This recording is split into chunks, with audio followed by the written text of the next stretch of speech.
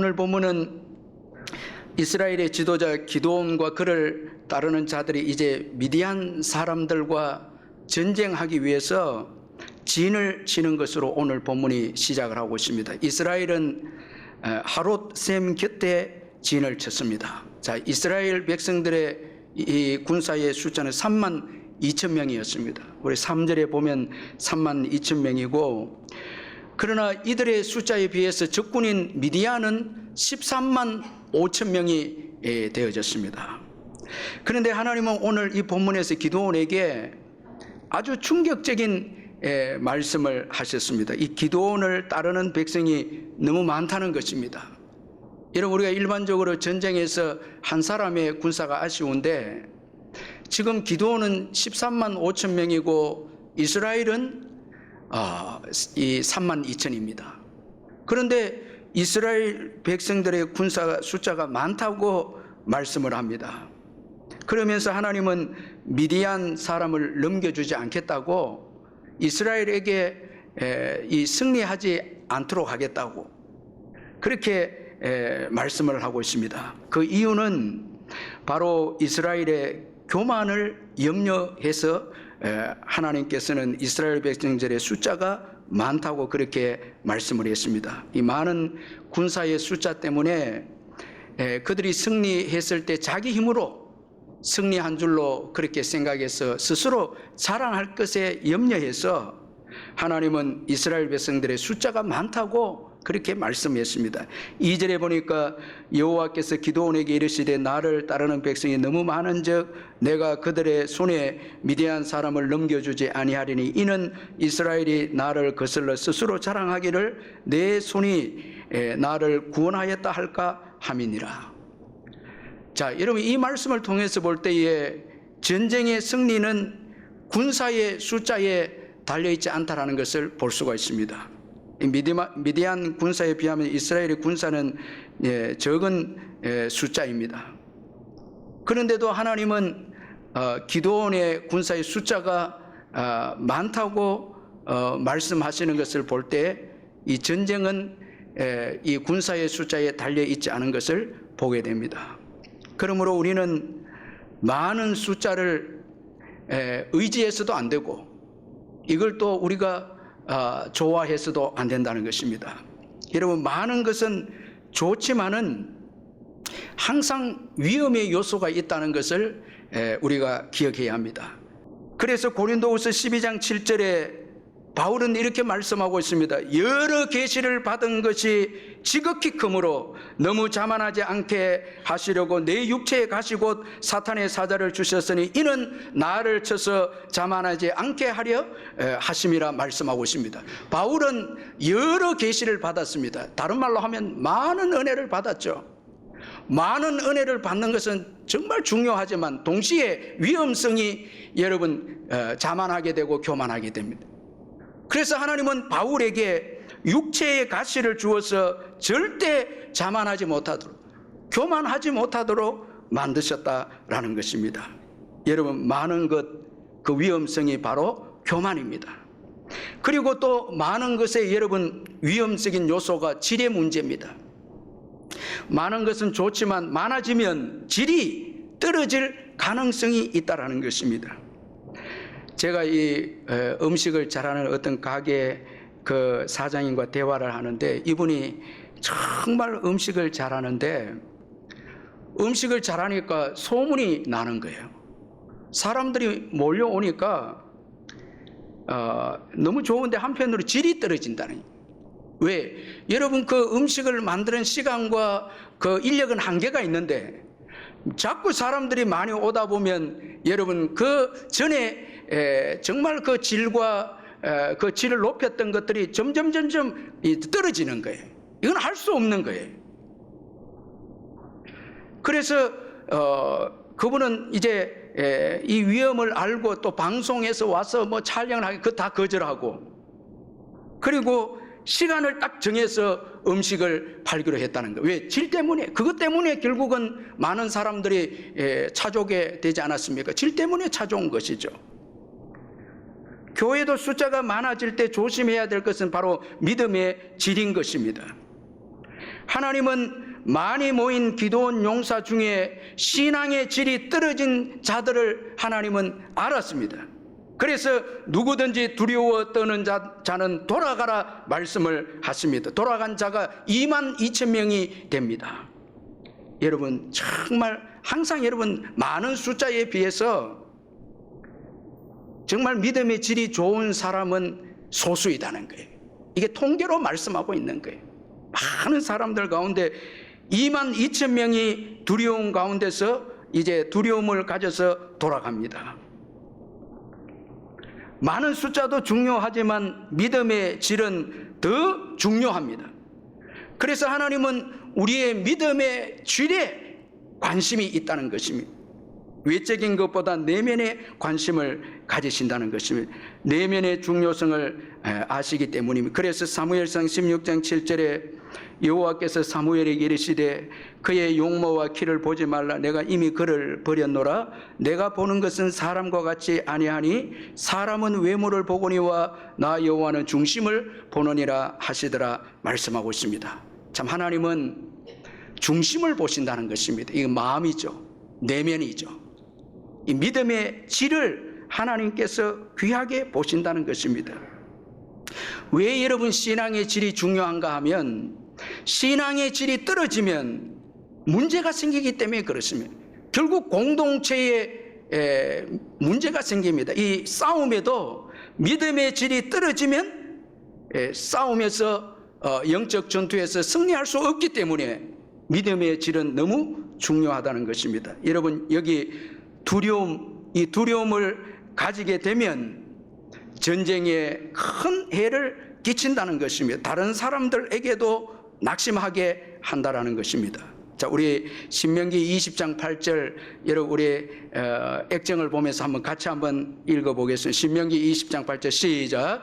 책임자들은 또 백성에게 말하여 이르기를 두려워서 마음이 허약한 자가 있느냐. 그는 집으로 돌아갈지니 그의 형제들의 마음도 그의 마음과 같이 낙심될까 하노라. 자, 여러분 두려움이 있으면은 그 신앙의 질이 떨어진 이 두려움이 있으면은 결국 이 공동체에 낙심하는 자들이 생겨서 결국은 그 공동체가 결국 믿음의 질이 떨어져서 결국 또 패배하게 된다는 것입니다. 자, 이 믿음의 질이라고 하는 것이 얼마나 중요한 것인가를 보여주고 있죠. 두려움은 최고의 가치를 자신의 생명으로 여깁니다.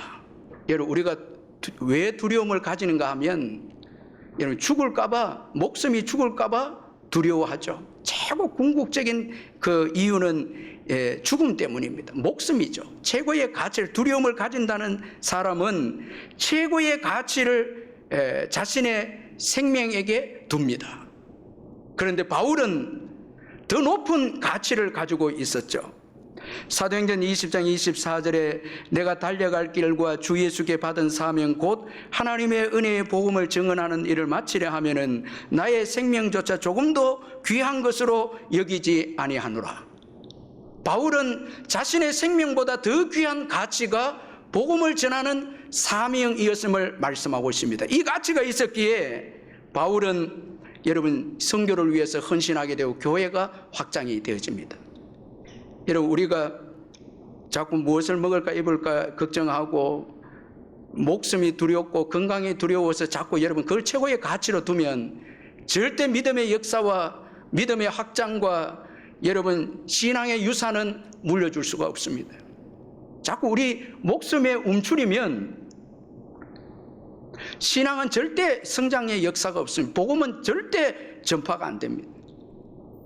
최고의 가치를 우리의 목숨에 두면 절대 신앙은 확장이 될 수가 없다라는 것입니다. 두려움은 하나님보다 문제를 크게 보는 자입니다. 따라서 두려움은 신앙의 질이 떨어진 이 불신앙입니다. 두려움이 있으면 영적 싸움에서 이길 수가 없다라는 것입니다. 그러므로 많은 숫자보다 신앙의 질을 중요하게 여겨야 한다는 것입니다. 오늘 나의 신앙의 수준, 이 신앙의 질은 어떤 수준인가? 정말 이건 중요하다는 것입니다. 한국 교회가 일제 강점기 가운데서도 그 핍박과 환란 속에서도 살아남을 수 있었던 유일한 이유는 많은 교인의 숫자보다 신앙의 질이 높았기 때문이었습니다. 이 3.1 운동할 때만 해도 교인들이 1.3%였다고 하는데 참 이 민족에 큰 영향을 끼쳤죠. 이 믿음의 이 질의 수준이 굉장히 높았다는 것입니다. 예를 들어서 신사참배 문제로 두 사람이 재판을 받았는데 한 사람은 6년을 일본으로부터 6년의 형을 받았고 주범이 6년이었고 종범이 3년형이었습니다. 그때 종범인 이 젊은 전도사가 벌떡 일어나서 6년을 선고받은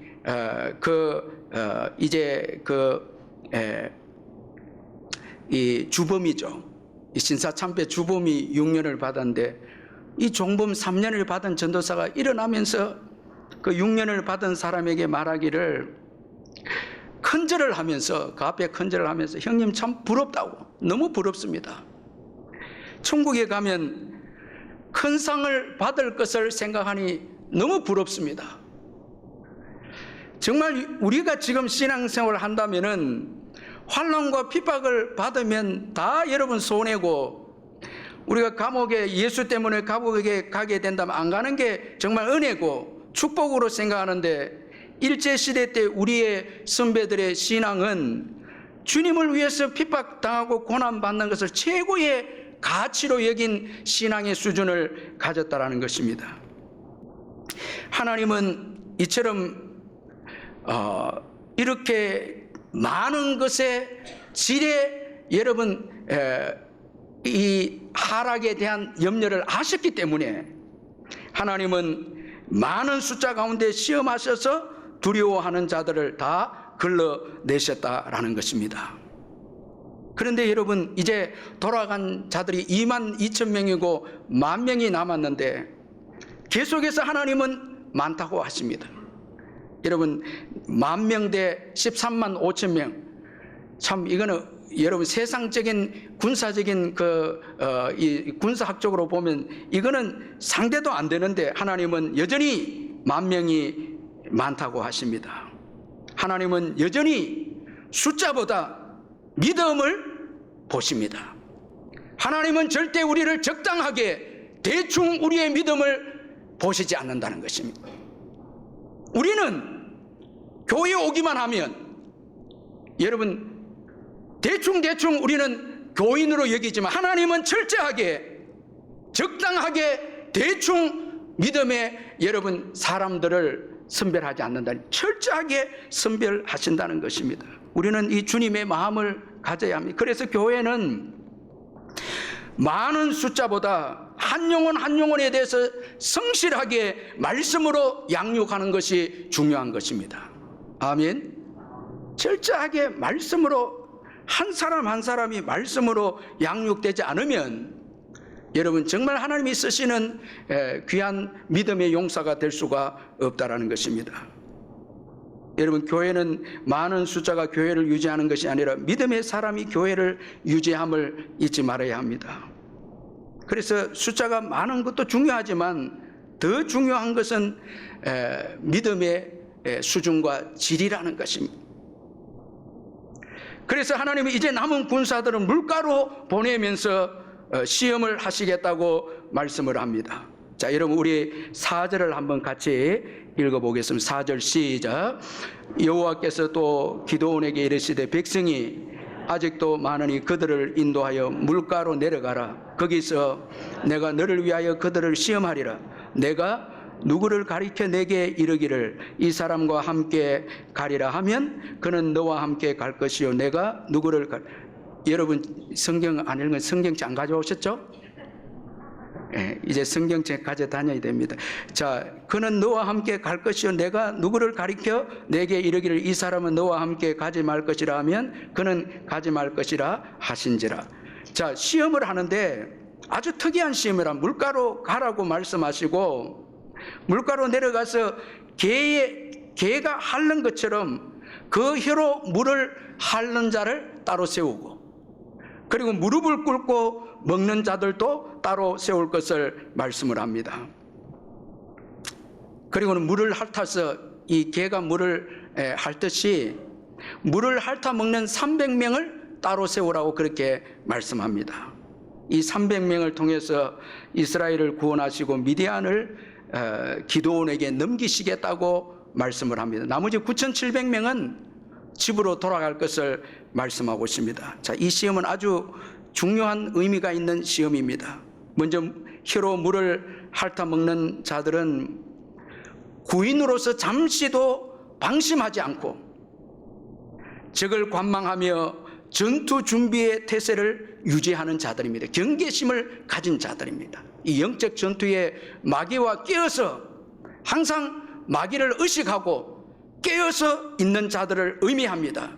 그리고 갈증을 절제하면서 이 갈증을 절제하면서 사욕에 끌리지 않는 태도를 의미합니다. 자, 언제나 깨어서 마귀와 싸울 준비가 되어 있는 자들입니다. 베드로전서 5장 8절 9절 근신하라 깨어라 너희 대적 마귀가 우는 사자같이 두루다니며 삼킬 자를 찾나니 너희는 믿음을 굳게 하여 그를 대적하라. 이는 세상에 있는 너희 형제들도 동일한 고난을 당하는 줄 알미라. 그리고 자기 생활에 얽매이지 않는 자를 또 의미합니다. 자, 이 혀로 물을 핥는 자는 지금 전쟁이 주 목적이에요. 자신의 그 욕구보다 전쟁이 먼저라는 거예요. 더 중요하다는 거예요. 디모데후서 2장 4절 병사로 모집한 자는 자기 생활에 얽매이는 자가 하나도 없나니 이는 병사로 모집한 자를 기쁘게 하려 함이라. 그리스도인들은 자기 생활에 얽매이지 않는 자들입니다. 왜? 영적 전투를 위해서 부름을 받았기 때문에, 영적 전투가 더 중요하기 때문에 자기 생활에 얽매여서는 안 된다는 것입니다.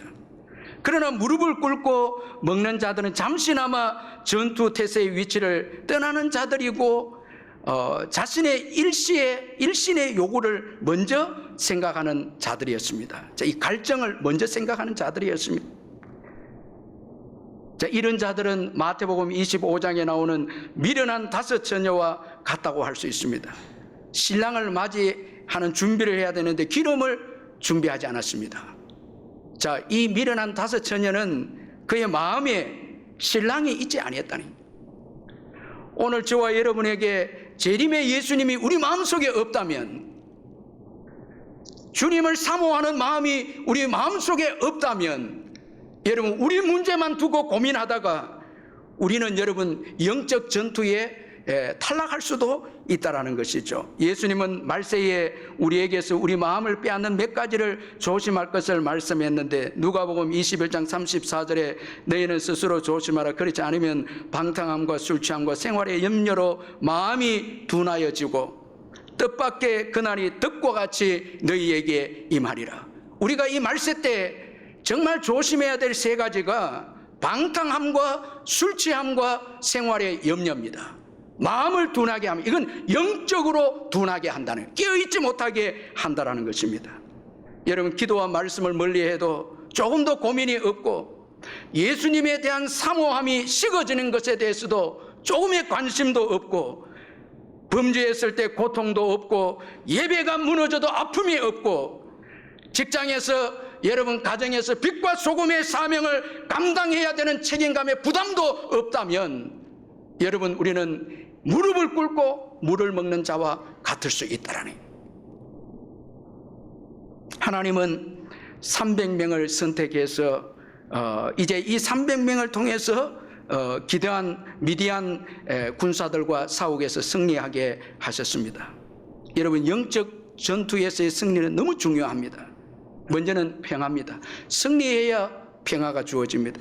사사기 8장 28절 미디안이 이스라엘 자손 앞에 복종하여 다시는 그 머리를 들지 못하였으므로 기드온이 사는 40년 동안에 그 땅이 평온하였더라. 이겼기 때문에 평화가 주어집니다. 예수 그리스도께서 마귀와 죄로부터 이겼기 때문에 오늘 예수 믿는 저와 여러분에게 평화와 자유가 있습니다. 죄를 지으면 죄의 종이 됩니다. 저와 여러분이 종이 됩니다. 평화가 사라집니다. 이기면 평화가 있습니다. 자유하게 됩니다. 모든 것에서 자유합니다. 여러분 한번 이기십시다. 이기면 자유합니다. 물질의 문제도 이기면 자유합니다. 이기지 못하면 여러분 종이 됩니다. 종은 비참합니다. 그리고 영적 싸움에서 이기면 사명을 완수하게 되고 믿음을 지키고 상급이 있게 됩니다. 그래서 디모데후서 4장 7절 8절에 나는 선한 싸움을 싸우고 나의 달려갈 길을 마치고 믿음을 지켰으니 이제 후로는 나를 위해 의의 멸류관이 예비되었으므로. 자, 먼저 나오는 순서가 선한 싸움을 싸우고 이겼기 때문에 달려갈 길을 다 달리고 믿음을 지킵니다. 여러분, 영적 전투에서 패배하면, 우리 자신과 죄와 마귀에게서 패배하면 사명을 완수할 수 없습니다. 그리고 그 다음 믿음을 지킬 수 없습니다. 그러면 상급도 없는 것이죠. 그리고 우리가 영적 전투에서 승리했을 때 여러분 영광이 있습니다.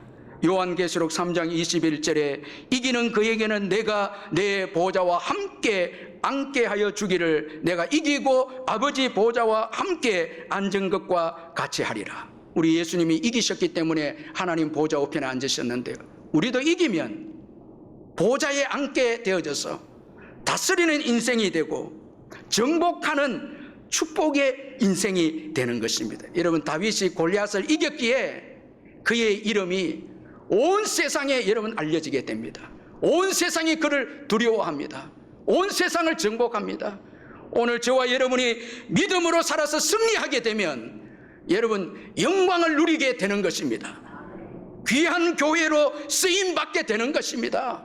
여러분, 우리가 다시 믿음으로 일어서서 영적인 전투에서 승리하게 되면 우리의 이름이 영광을 받게 되는 것입니다. 그래서 믿음으로 우리 여기 장로님들, 권사님들, 우리 성도님들 지난날 믿음으로 승리해서 오늘 잘 살았기에 그 이름에 영광이 있지 않습니까? 누구누구 장로님 하면 참 귀하잖아요.